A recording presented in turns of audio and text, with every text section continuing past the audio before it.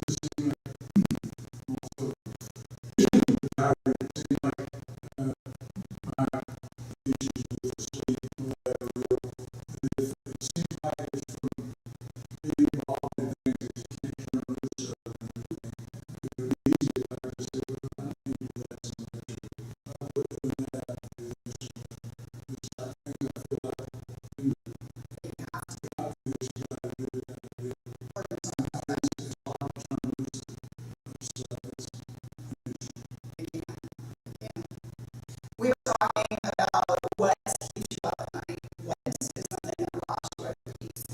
I'm not trying to get you on the spot. You can share if you want.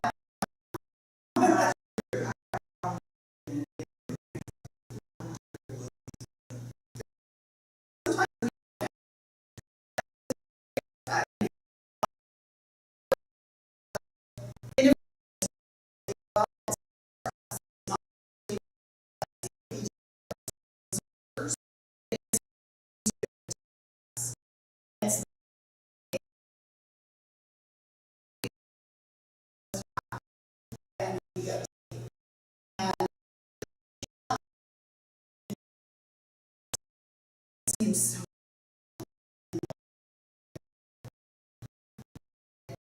in the day.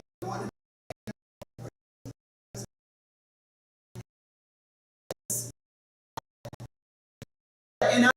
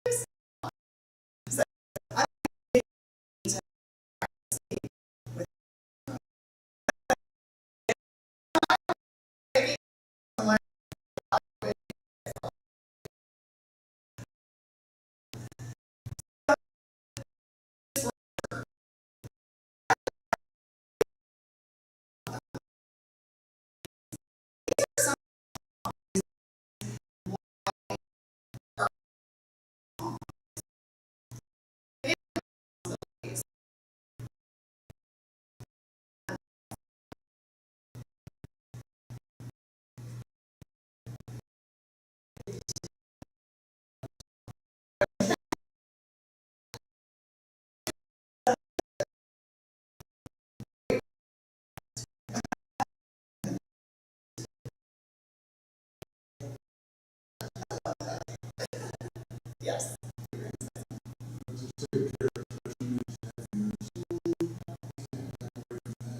No, that takes a lot of time. Yes.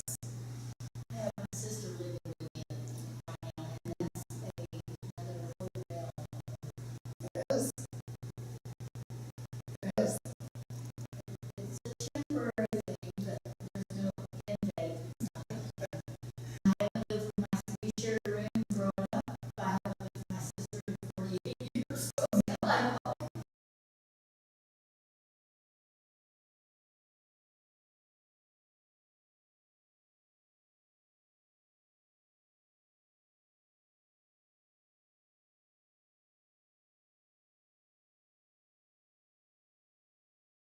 Manageable if you saw the horizon. Yes. If it's not there on your calendar or whatever, that creates a lot of stress. That's where boundaries come into play. We're going to talk about that in a little bit. I mean, I love my sister, and she Of course. needs help right now, but, you know, Right. it's still an element that I wasn't expecting Exactly. in my life. Exactly. And I hear multiple busy schedules here. You ever feel like your schedule's controlling you and you don't have a lot of control over your schedule? And then when you take control, being relieved of the guilt of, you know, I should have been, or why weren't you, you know, whether Yes. it's internal or it's external, but having the peace of, I either take this window or I'm, Yes. busyness. Yes. I lived by calendar for work for 40-some plus years. And when I walked away, I closed that thing. Now I forget things. Oh, yeah, I was supposed to be here because I refuse to live by calendar anymore. Yes. It's an adjustment. It is an adjustment. Financial responsibilities, ever worried about your finances? Especially now. It's a little challenging out there right now. Worrying about children. You've had children. And then there's some individuals in the sandwich generation that have kids, adult kids, but they also have aging parents that require medical attention, and they feel kind of stuck in the middle, and they're like, oh my gosh, what do I do? You know, I've relied on my parents my whole life, and now they're relying on me, and I've got to raise my family, so it's a challenge. Conflict. Do we have any conflict in the world? No, it's great, and that's great. If you have created a space where you don't have conflict, but looking at our nation and our world as a whole, it's pretty divisive. Yes, it's really hard, especially the news. I just don't watch it. But anywho, so politics, we won't go down that rabbit hole, but you know, the one thing that I will say about politics, the thing that I think is unfortunate is I think ultimately as a society we want the same things. We want well-being for our families, we want safety, you know, we want educational and opportunities professionally, personally, what have you. We want a safe, peaceful environment. Unfortunately, it's gotten so divisive, and there's two, for the most part, just opposites that aren't willing to have a conversation. And that is what is challenging. Is, you know, I think back years and years ago, even when I was growing up, and it seems like there could be two completely opposing viewpoints, but you could have a healthy discussion and listen to the other person's point of view, because we all have different points of view. We come from different backgrounds, but it's gotten to the point where it's just not there. And that's what's so great about having a church family community where you can come together and have that connection, because it's tough. John Howard used to be a senator in Texas. He never had his name on any laws. What he did do was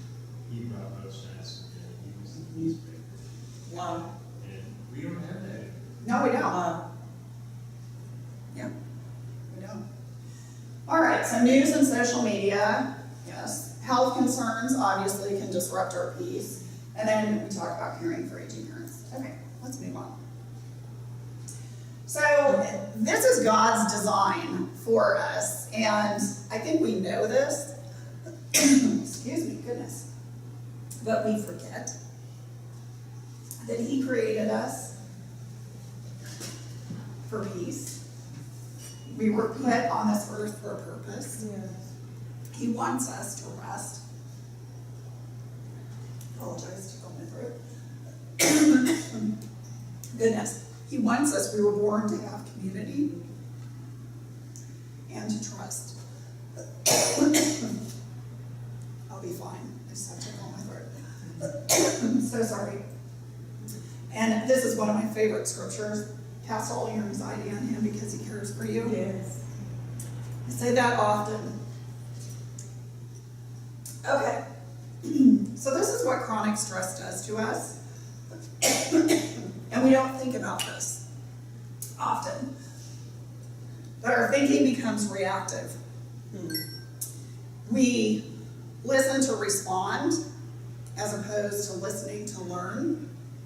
And that's where a lot of that divisiveness and conflict comes from. We're emotionally exhausted. We lose patience, especially with those that we love. That's certainly what happened with my husband and I.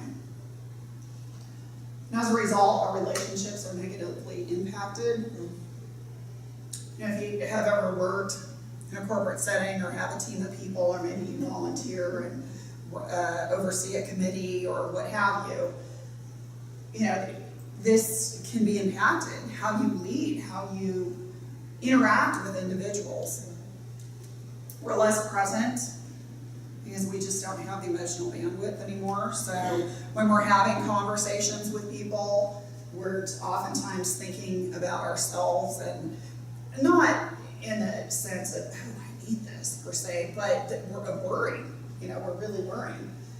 Our productivity, you know, suffers. I'm sure you can relate with everything you're doing. And then the health and well-being is compromised. So let's talk about, first, how do we protect our peace? And the first one is asking for help. How many of y'all struggle with asking for help? What is one of the top reasons why we struggle for asking for help? Because we're supposed to be able to take care of it. That's good. Yeah. Fear, absolutely. Yeah. We fear that we're going to be a burden to somebody, that we're going to inconvenience, that we're going to look like we're incompetent. You know, a million reasons, which are just, I like to call it Satan. It just likes to mess with your brain. But asking for help. So here's the thing. When we don't ask for help, and it is impacting our relationships with others, it's impacting productivity, things that absolutely need to be done, we have to. Yes. We have to. And I know it's humbling because I am one of those individuals. It's like, oh no, I'm strong, I'm not going to inconvenience people, that type of thing. But I'll tell you, I had a knee replacement. It was December 31st, 2020. And this, I know, lovely, right in the midst of COVID. The surgery itself went fine, great surgeon, but my recovery was compromised because I'm one of those individuals that cannot tolerate narcotics. So they couldn't manage my pain. So what ended up happening is I couldn't get into PT as early as I needed to, so my range of motion wasn't what it needed to be. So I ended up having to go back in for a manipulation to break through all the scar tissue that had formed. Wow.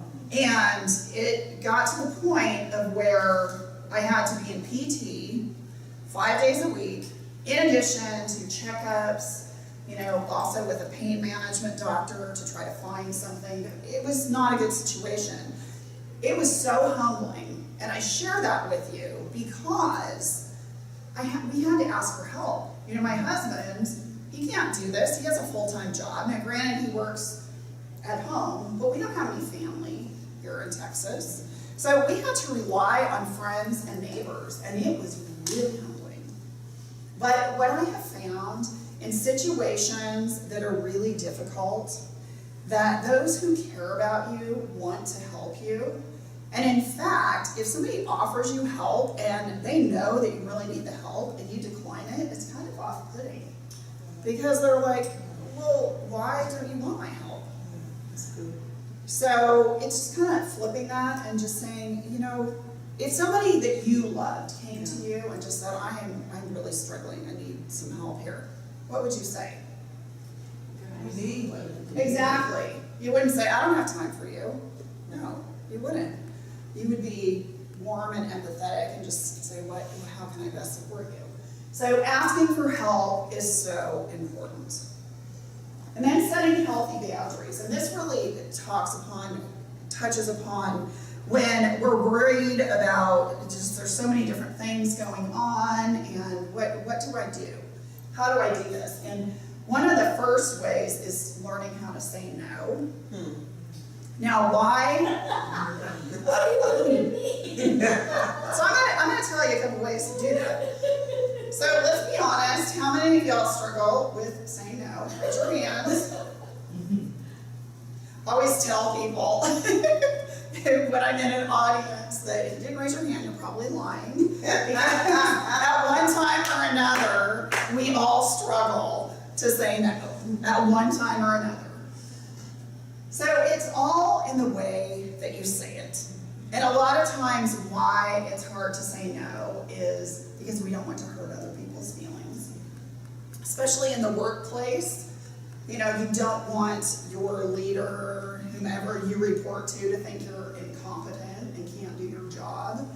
Or maybe it's been something that you've done for years and it's just kind of become an expected thing from others that you do it. When in actuality, no, you don't have to do it. So if by not saying no,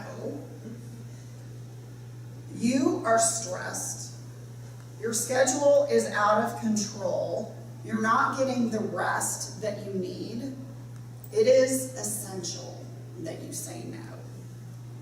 And it's all in how you do it. Now, in a work situation, or maybe you're in a committee, give me an example. Actually, let's do this. Give me an example of a situation where it's hard for you to say no. I had last week, a minister contacted me and said, Lisa, do you still give piano lessons? Can we have someone and can I give them your name? Because many ministries wrestle with finding a faithful musician. True. So I used to give piano lessons or organ so that the ministry, so if a pastor would contact me, please, sometimes it's easier to groom your own and grow them, and as they grow, but they're loyal so that you don't have hireling mentality. Well, this one I pay more, this one I pay, and I could. So anyway, I told her, I don't know my name right now. I can't. But I had some days where I felt, you only get a dash. How much good could you do? Should you call her back and say, I didn't, but I wrestled with that. Because I've always said yes. And then, here's another side. There's a little bit of pride because I do have some ministries and I can go online and see, well, that person sitting on that organ was a student, that person on that piano, so I have names of what I pray is good that's been done. But I said no, because right now. And I applaud you for doing that, and that's hard. That's hard to do. It is. I used to be the person that would always say yes to everything, and my schedule was completely out of control. And I'm not saying I don't have a full schedule now, but if it compromises personal time, getting good sleep, and I'm so stressed out that I know that I am not going to do those things well that I have committed to, then I say no. And what I have found, especially if somebody's asking you to go somewhere or do something on a particular day, that my response is, thank you so much for thinking of me, I'm already committed. End of discussion. Now, if it's somebody who maybe, yes, you would enjoy going to lunch with, but it's just going to distract you from something else that you need to focus on, then you could even say, can we take a rain check if you want. But what we have a tendency to do is to apologize and say, oh gosh, I wish I could, I'm so sorry, I can't. Don't apologize, it makes you weak. It look weak, and just don't do that. You should never, ever apologize for putting your well-being first when you need to. Going back to, that previous slide, God wanted you to have peace. He didn't want you to lead from depletion. He knows that if you don't get the proper rest, that you cannot serve him and others well. So, listen. Thank you. I'm already committed. Any comments about that? All right. And then, what was your, you gonna say something? Oh yeah, we're gonna talk about that. So protecting their energy is another way to set healthy boundaries. Have you ever thought about how the people that you surround yourself with and the environments impact your emotional well-being? For example, is there somebody in your life who is just so negative all the time? Just every word coming out of their mouth is just negative. Oh, the world is so messed up right now. It's so hard. I don't know how we're gonna live day to day. I mean, we call those energy vampires because they literally suck the life out of you. And that goes for individuals, maybe there's a group of individuals that you like spending time with and you've known them for years, but for whatever reason, when you get together, it just becomes complaining. And before you know it, you're just like, oh my gosh, I'm totally depressed. Don't put yourself in those situations. Now, in some situations, unfortunately, if you're in a working environment and it's a toxic employee or coworker, you can't just avoid them. But you can try to limit exposure. And if it's a family member, let's be honest, there are some that can be like that. And you can't just remove them from your life, but you can eliminate exposure. So really pay attention to those environments, and that goes for social media and the news. If you go down a social media rabbit hole or you're watching the news, and let's face it, the news, it's all negative. There's nothing positive about it because people won't watch it. They won't. And it's so news, so repetitive. It is. I'm so sorry about this. This is embarrassing. This doesn't usually happen. I apologize. So what are your thoughts on, there's a part of me that has a little pushback with that as ministry, because we are in a world that needs our presence. Yes. And so we are sent out into negativity. Yes. Now I can understand, but you don't have to take that into your bosom. And I think that's what you're saying. But to isolate from the spaces where if you're not that living Bible or that living epistle bringing the embodiment of Christ, then it's not going to be shared. So the entering and then removing, I think Christ moved away like into Gethsemane. Yes. Times when it was just him, where he did pull away.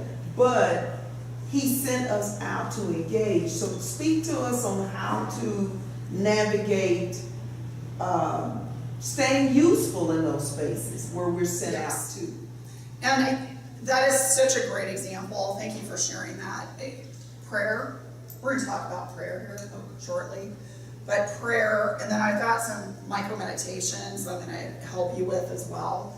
But in situations like that, where, you know, when we pray and we're conflicted about something, when we start to feel that peace, or we know when God is moving us in a direction. And sometimes it's uncomfortable, let's face it.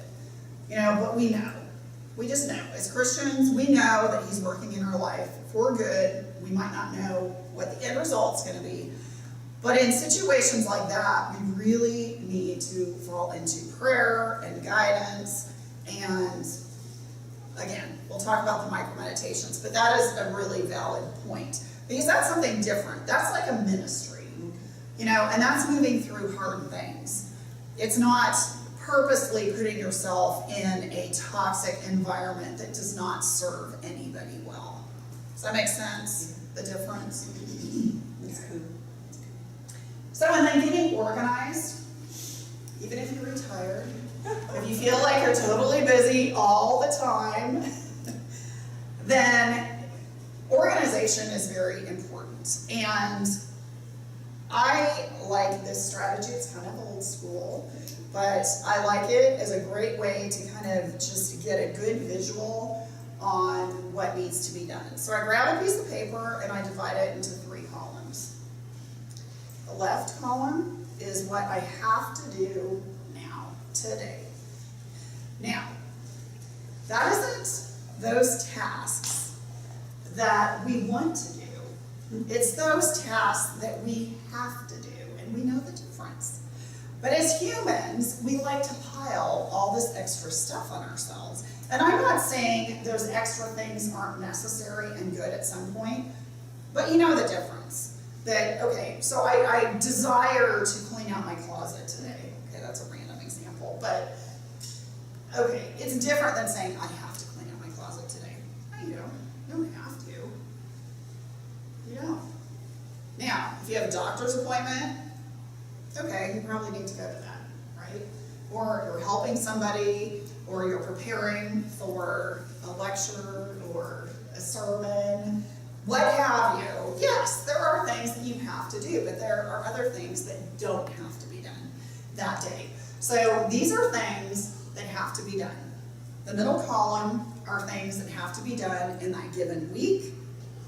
And then the far right column are things that can be done beyond that, next week and beyond. Here's what we do as humans. We tend to take the path of least resistance. We do not like discomfort. So oftentimes, even though we know something is coming up and we don't like it, we procrastinate. Do you have any procrastinators in here? Yes. Do you know why we procrastinate, really, what the real reason is? It's a fear of rejection. And that sounds harsh, but when you think about it, it's a fear that we're not showing up as our best self. We're uncomfortable because we're not sure how we're going to do it, or we might not do it well. It's something we don't enjoy. Fear of rejection, okay? Bottom line, that's why we procrastinate. And oftentimes, we might put things in our to-do list bucket for the day that ultimately don't need to be done until next week or beyond, but because we enjoy doing that. And it's a lot easier, then we do that first, and then we keep putting off those things until they become a crisis. And then we're like, oh my gosh, what am I going to do? So I like this visual, and when you're looking at your day of things that you have to do, start with the hardest thing. Pray about it and do it. Start it, because think about it. Once you're done with that, it's so much easier. Everything else just seems to go by so much better. Do it first thing in the morning. Whenever you wake up in the morning. I'm not saying get up at an ungodly hour if that's not what you choose to do on a regular basis. But do it when you're fresh in the morning, because you're gonna have more mental bandwidth, and do it. And I'm gonna give you some like meditations and things that you can do before doing hard things. But, so that's a way to get organized. Any comments? Good. All right. Prayer. We know how to pray. And again, it doesn't have to be grandiose prayers.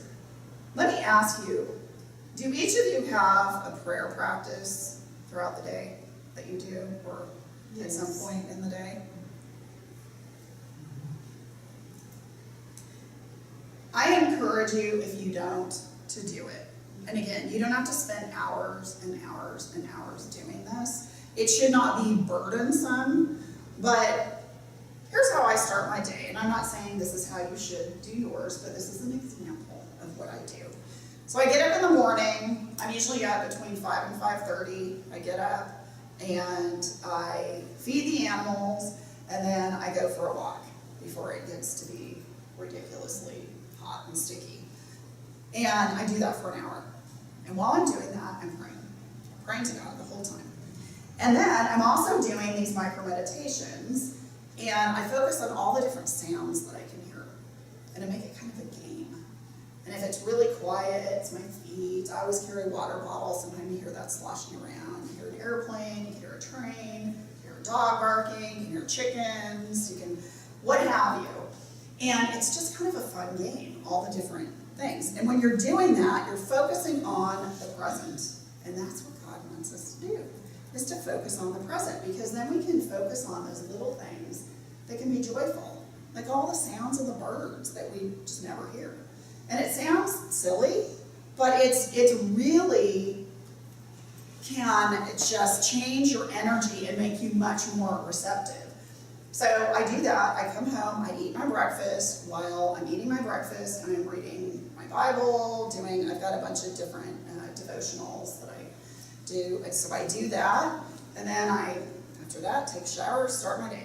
And I'll tell you, if I don't have that routine first thing in the morning, my day does not go as well. So find what works for you.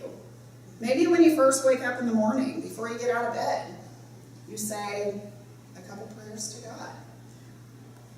Or as you're going to sleep at night. You know, it doesn't have to be this big thing. You need to do what works best for you.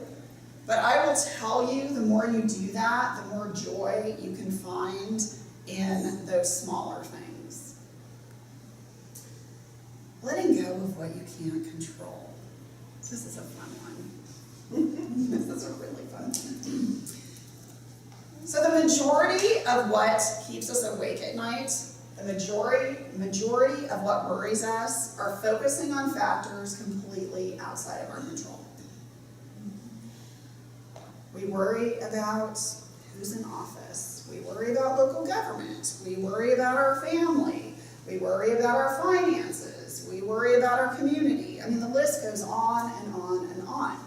And then how many times have you said or done something, and afterwards you're like, I can't believe I did that. I can't believe I said that. What an idiot.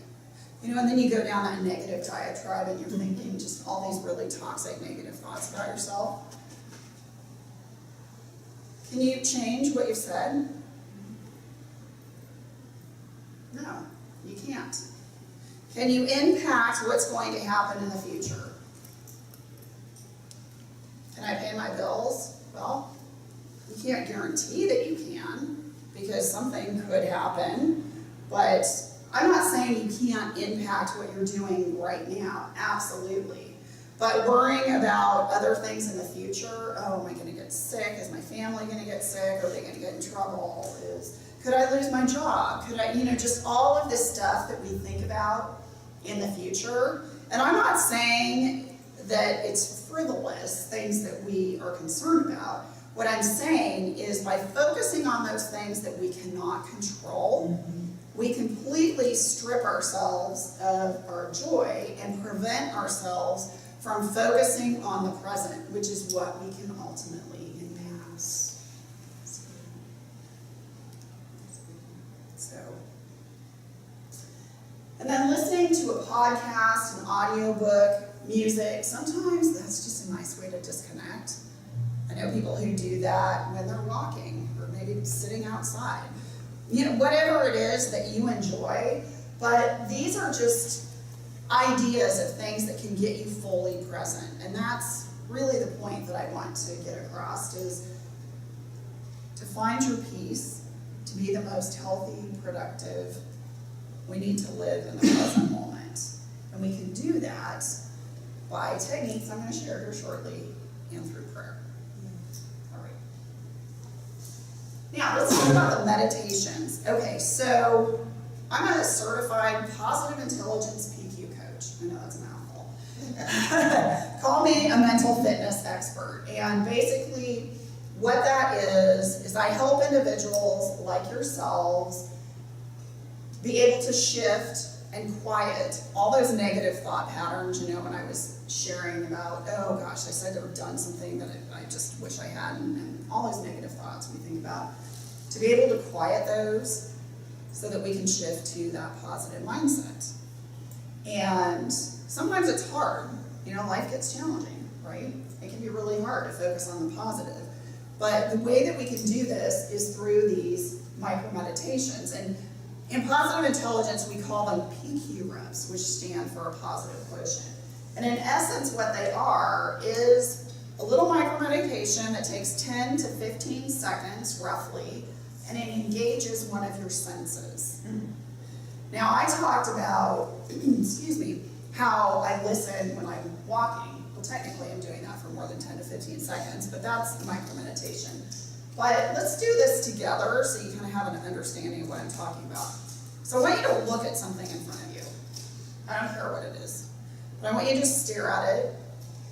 It could be something that you've seen a million times before, but I want you to stare at it and notice details. You know, colors, shapes, maybe there's a reflection in the surface. Just stare at it.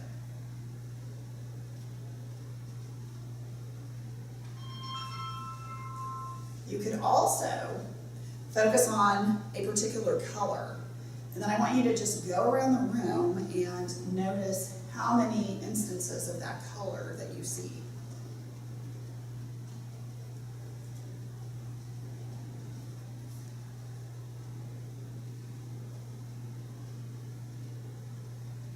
You can do that with sound, which is what I mentioned when I was walking. But if you're at home or wherever you are, just notice all the different noises. Like, what do we hear in here, all the different noises? The air conditioner, The phone. the phone, voices. Yeah, there's different sounds. Now, another one is to rub two fingertips together. And I know this seems, okay, that's kind of weird. Rub your index finger and your thumb together, but notice the fingertip ridges of your fingers. Are they dry? Are they smooth? What's the temperature of your fingertips? And the cool thing about this is, you know, if you're being activated by, I don't know, stress or somebody saying something that's upsetting you, you can do this in your pocket. You know, you're not going to go around like this doing this. But these are little subtle things that you can do. Now, the breath. When I speak to a lot of healthcare and HR audiences, and especially those like nurses, for example. And if they're a trauma nurse, they're in front of a lot, and there's a lot of anxiety. And you can probably recall a time at some point in your life when your body was really activated, when you went into what we call fight or flight mode. Which is where basically our central nervous system gets completely out of whack. And what can happen in that instance is your heartbeat escalates, you get clammy, you might even shake a little bit, it's hard to think clearly. The easiest thing that you can do to self-regulate is to take slow, deep breaths. So let's say something is really triggering you and you're getting upset. Take a nice, slow, deep breath in through your nose and slowly exhale through your mouth. And do that again.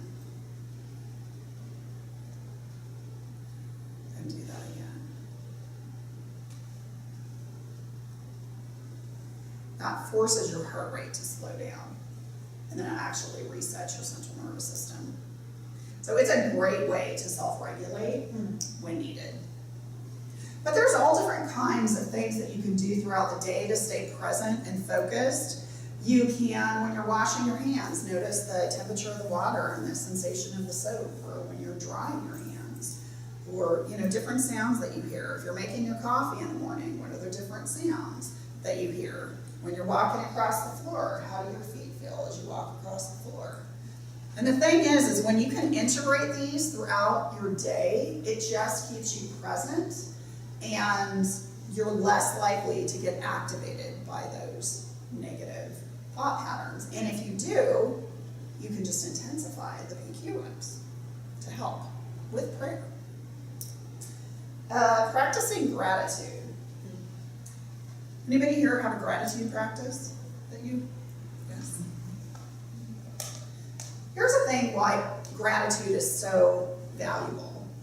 Our brain was not designed to think simultaneously a negative and a positive thought. It is physically impossible to think a negative and a positive thought at the same time. Wow. When we are practicing gratitude, that is activating our right positive brain. So whatever we are practicing gratitude for, we're thinking of that from a positive mindset. And the more often that we do that, the more likely we are to see positivity throughout the day. But when you focus on those negative things, what do you see more of? Negativity. Now, some days, I admit, it's hard to practice gratitude, but what could you do? Have an attitude of gratitude. You can, absolutely. Be thankful that you have a roof over your head, All right. that you're not sleeping on the street, that you have clean running water and plumbing. So it's things like that, that we take for granted. It could even be your morning cup of coffee if you love your coffee. I mean, things that we take for granted. But the thing is, when we practice that gratitude, all that negativity doesn't tend to attach to us. And it's a great practice when you wake up first thing in the morning. If you're doing some prayers, then you could thank God for what you're grateful for. Then as you go to sleep at night, think of 3 things that happen throughout the day that you're grateful for.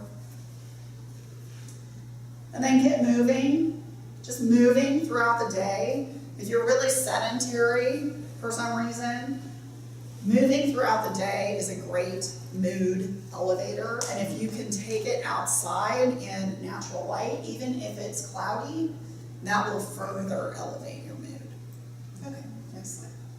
Now we're getting short on time. This will be fast. Okay, so these are things that can bring you joy. Any gardeners here? You're like, yes, yes. That's my happy place. See, and that's great. And there's reasons for that. Because playing in the dirt or putting your feet, bare feet on the ground, it has healing properties. Wow. You hear those things about Mother Earth. Well, God created Earth, but it's grounding. It is grounding, and it has healing, restorative properties. So when you're gardening and standing in the dirt or what have you, it actually has healing properties. Other ways to find joy: play with kids, your grandpets, pets. Okay, so I'm going to say a little fun fact. And this is not a ploy to go out and get a pet.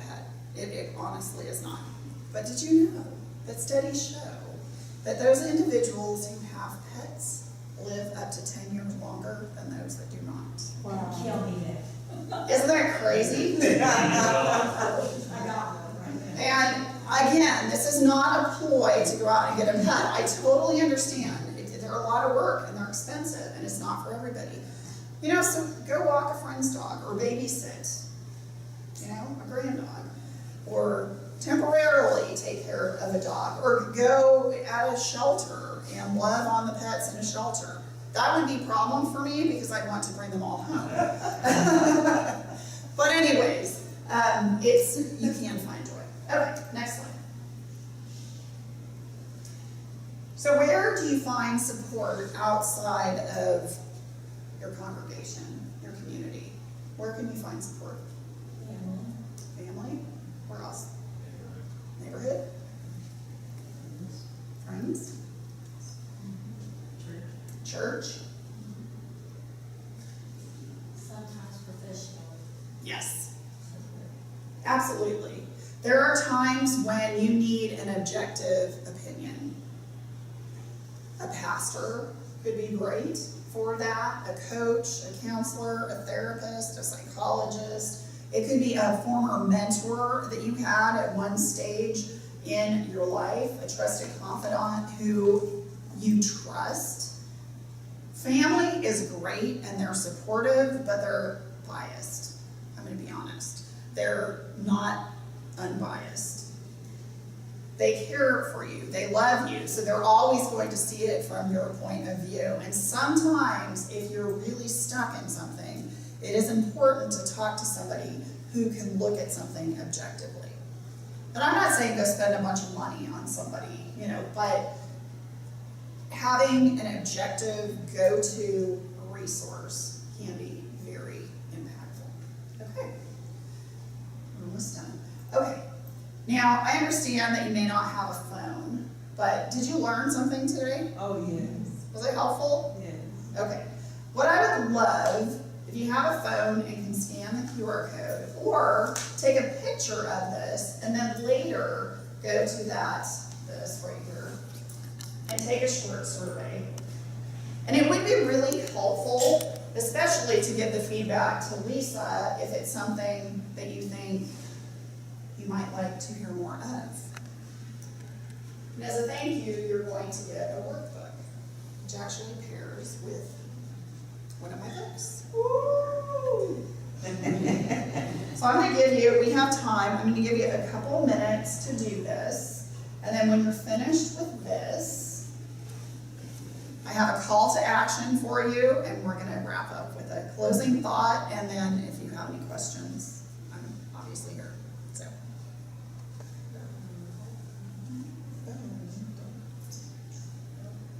And if it's not, if Wi-Fi's not working, you can't get it. You got it? Okay. If not, feel free to take a picture of this and then go to the website later. But be honest. What did you like? What could I have done better? Is there something else that you wish I had expanded on? And I have really taken into account audience feedback and have modified presentations based on feedback. So, and Lisa's going to get this report.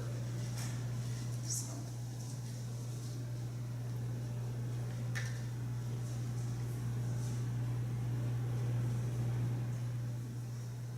And I apologize for coughing. That was embarrassing. For being human. Yeah, for being human, right? I do have allergies, but this is not the time.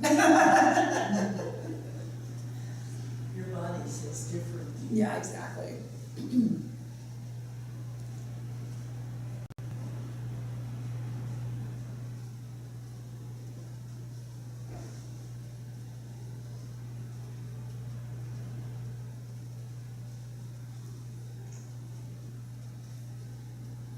Give you like one more minute. Couple of you are.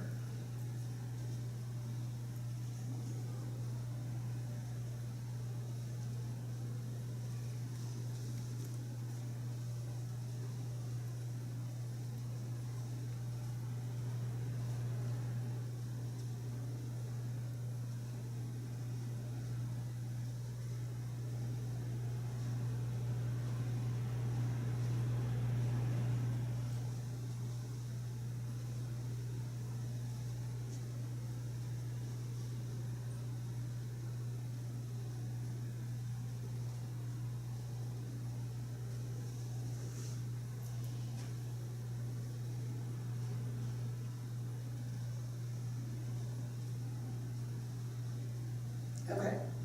If you're still wrapping up, that's okay. I do want to move to the next slide. Please.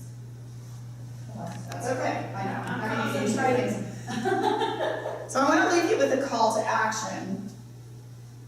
So we've talked about a lot of different things today.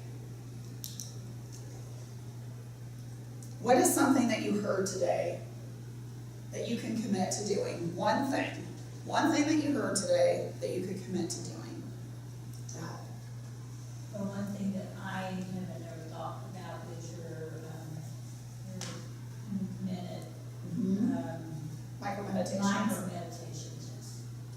I do the walking, I do the outside, I do the gardening, I do a lot of things, but I have never thought about that. Keeps you present.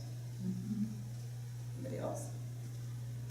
For me personally, I think your point about procrastination was something that hit home and everything, so I can definitely work on that. That's an ongoing Yes. process.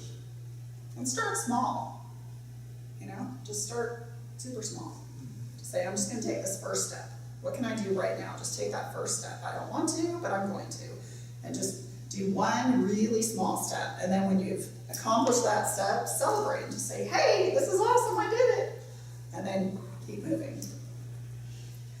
One thing I failed to do was to teach you that micro meditation for if you wake up in the middle of the night and you can't go back to sleep.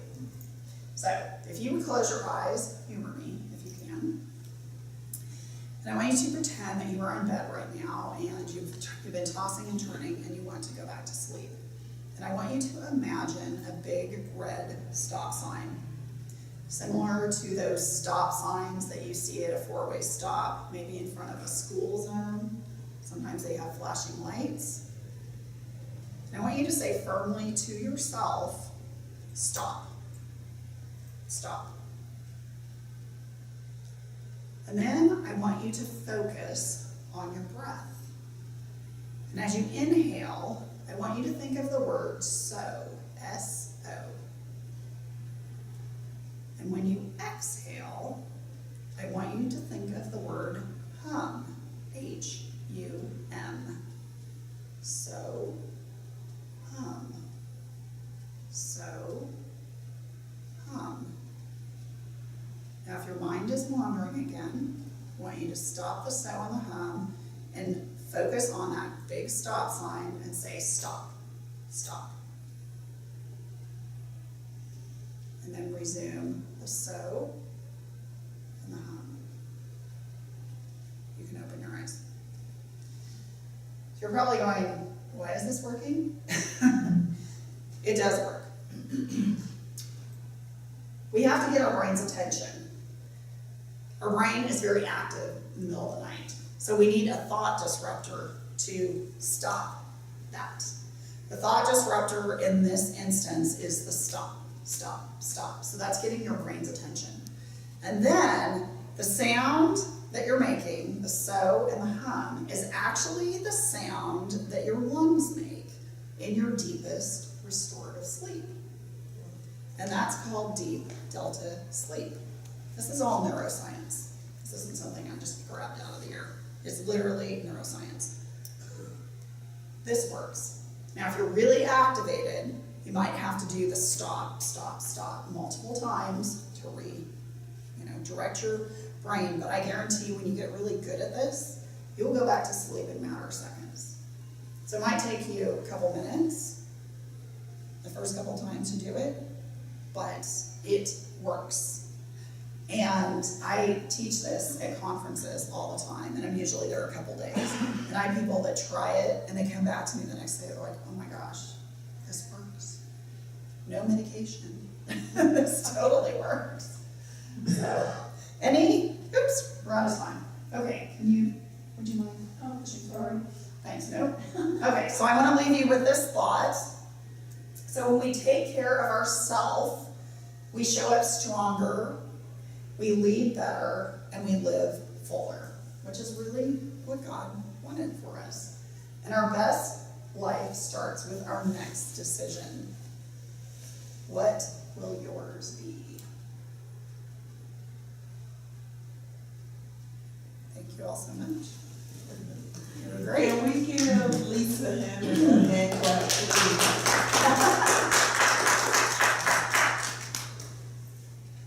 Hopefully that was helpful, and for you viewers, hopefully that was helpful. Yeah.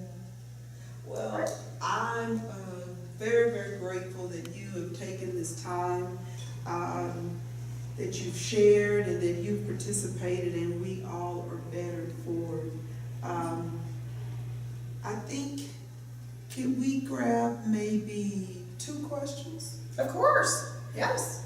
If you are having a pressing question while we have, again, I was introduced to Lisa Hammett in the medical, where it was a full auditorium packed, and she was the closer, the keynote, you know, the last picture, and then they're gonna get it in the books that it's their game. I'm humoring you, but I saw the response of medical students, medical profession, who are living in the day-to-day, learning these tactics.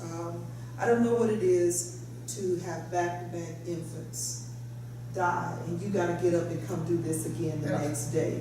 Or you've been pumping, and life is, or the cancer. A lot of these, I'm in a division where their oncologists is their research.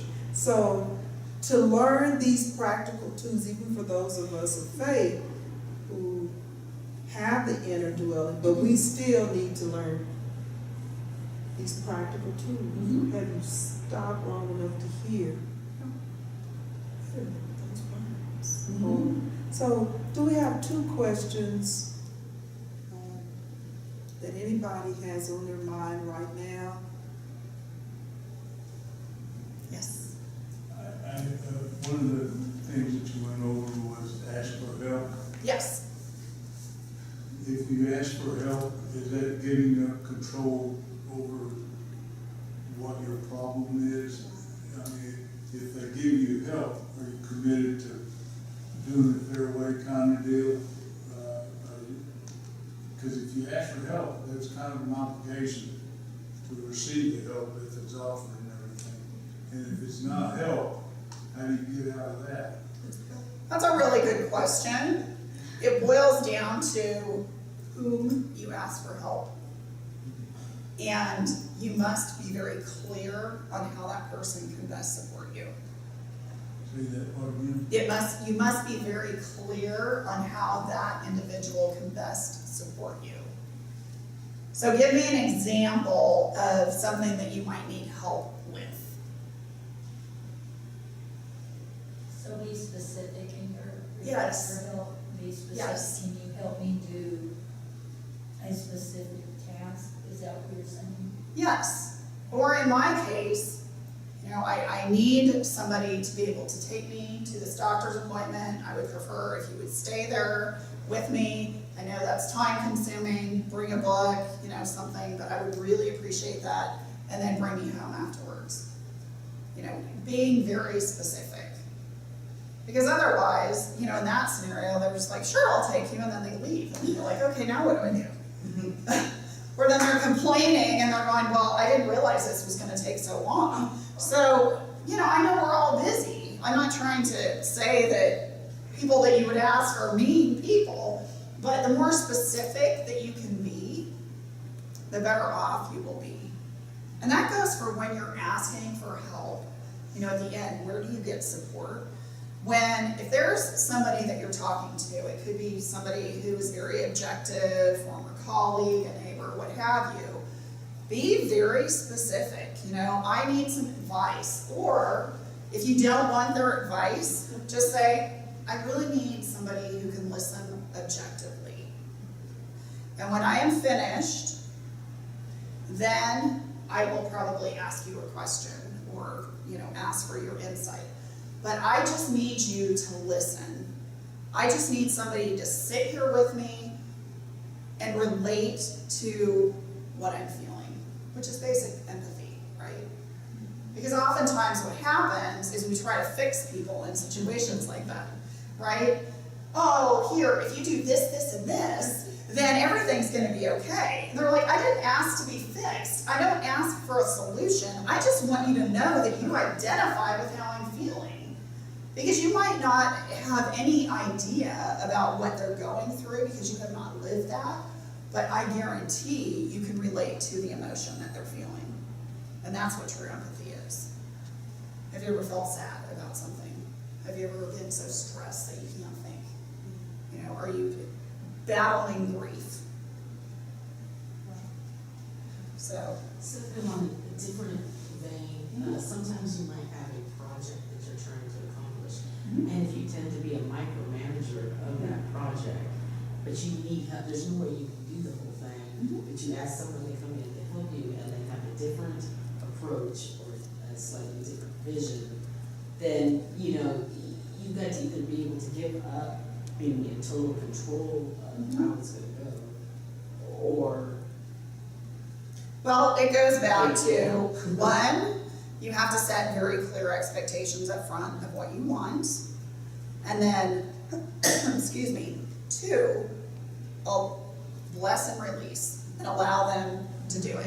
And it's hard because I do speaking engagements that really take a deep dive into mental fitness. And we call them 10 saboteur traits, and they're these negative thought patterns that we have that cause us to react in certain ways, and they're attached to what we call a saboteur trait, and a controller is one of them.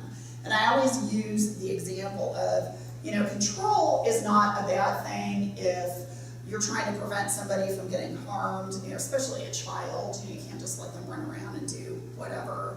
And if you're trying to do a project, yes, you have to exercise some sort of control. You have to set expectations. You have to check up with them. I'm not saying to control their actions, but follow up, give them feedback so that they know, yes, this is acceptable. This might need a little bit of work.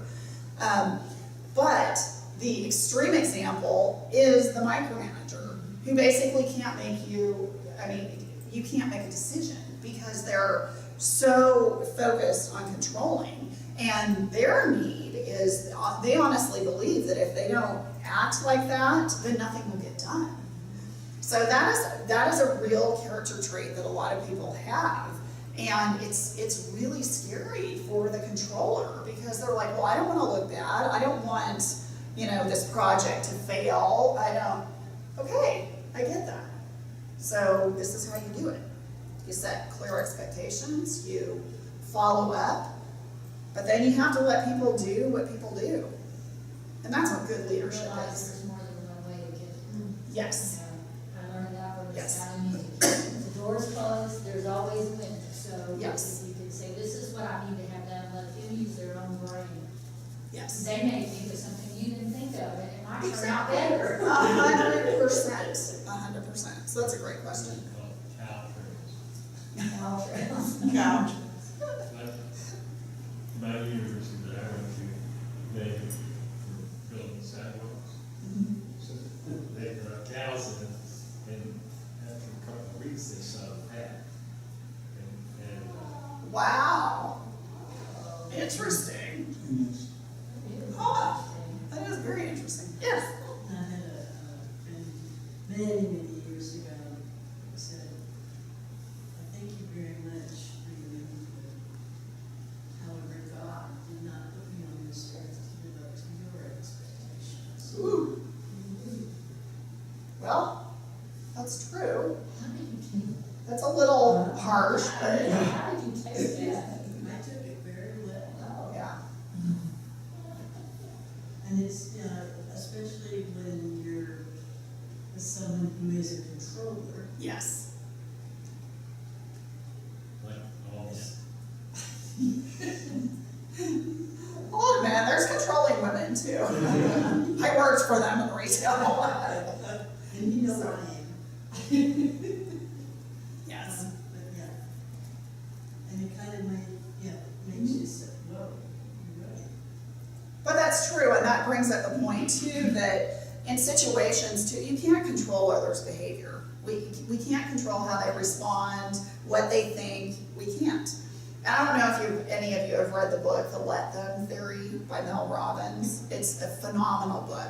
And it's not new concepts per se, but her examples are so spot on. And I highly recommend that you pick it up because it talks a lot about, like what you were talking about. It's just, I can't manage your expectations. I can't, no, I just let them. When you're worried about how somebody's going to react or family dynamics can get challenging sometimes, let them. Or if you don't get invited to something and your feelings are hurt, let them. Doesn't matter. You know? You don't know the reason for that. It doesn't mean they hate you. You know, you don't know. But just let them. Don't take away your peace by worrying about things outside of your control. And that's often people, because we worry about how they're going to act and what they're going to think, and we can't control either. What was the name of that book again? The Let Them Theory by Mel Robbins.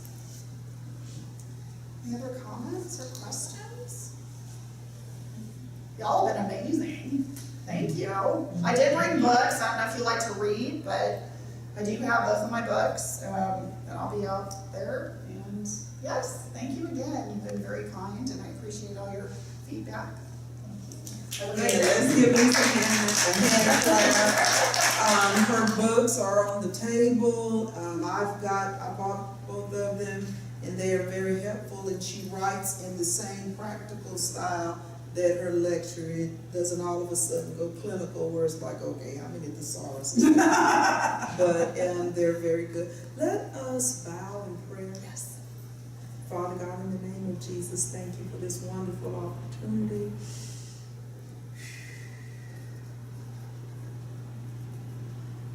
To learn practical examples, to walk in your peace.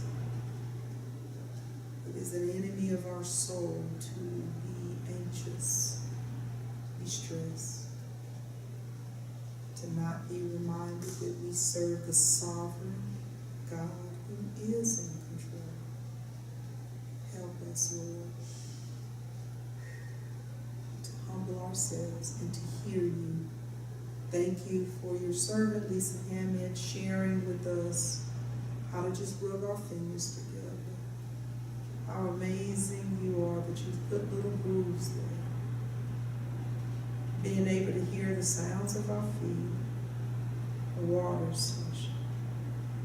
Lord, that you've given us the capability to imagine a stop sign, to take in and to hum. May we not take for granted that you have shown your servant, and may someone who's watching now or in the future be comforted at just the right time. It is in the powerful name of Jesus that we believe all of this by faith. Amen. You are dismissed. Thank you. I pray that everybody grabs some books, and then you feel overwhelmed, and we perhaps allure you back sometime. No, I would love it. Y'all are amazing. Yes. I appreciate it. Yeah, thank you. Thank you so much.